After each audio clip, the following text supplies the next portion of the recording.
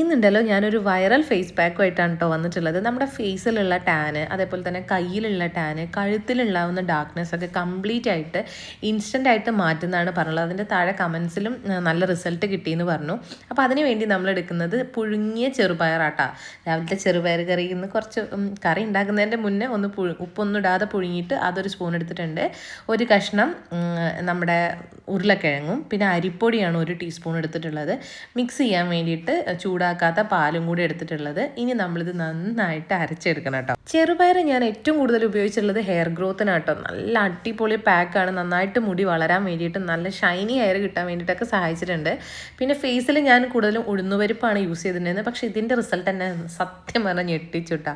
ഇതിലുള്ള കംപ്ലീറ്റ് ഇൻഗ്രീഡിയൻസും നമ്മുടെ സ്കിന്നിലെ ഇൻസ്റ്റൻറ്റ് ടാൻ മറ്റേ നല്ലൊരു വൈറ്റനിങ് എഫക്റ്റ് ആ ഒരു ഇട്ട സമയത്ത് തന്നെ നമുക്ക് തരും. നമുക്കിപ്പോൾ ഒരു ഒക്കേഷനൊക്കെ ഉണ്ട്, ഒരു കല്യാണമൊക്കെ ഉണ്ടെന്നുണ്ടെങ്കിൽ നമുക്ക് യൂസ് ചെയ്യാൻ പറ്റിയിട്ടുള്ള നല്ലൊരു പാക്കാണ് കേട്ടോ. ഞാൻ ഫേസിലും കഴുത്തിലും അതേപോലെ കയ്യിലും നല്ല തിക്കായിട്ട് തന്നെ ഇട്ട് കൊടുത്തിട്ടുണ്ട്.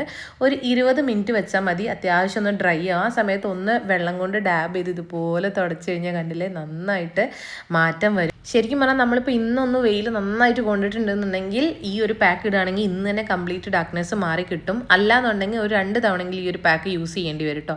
എനിക്ക് ഇൻസ്റ്റൻ്റ് ആയിട്ട് കിട്ടിയിട്ടുണ്ട്, കാരണം ഞാൻ അങ്ങനെ പുറത്തിറങ്ങാറില്ല. അപ്പോൾ അതേ ഫേസ് വാഷ് ചെയ്തിട്ടുണ്ട്, നല്ല അടിപൊളിയായിട്ടുണ്ട്. സ്കിന്ന് നല്ല സോഫ്റ്റ് ആയിട്ടുണ്ട്. ഒരു മോയ്സ്ചറൈസറും അതേപോലെ തന്നെ സൺസ്ക്രീൻ ഇടാൻ വേണ്ടി മറക്കരുത് കേട്ടോ. അപ്പോൾ ട്രൈ ചെയ്ത് നോക്കണേ.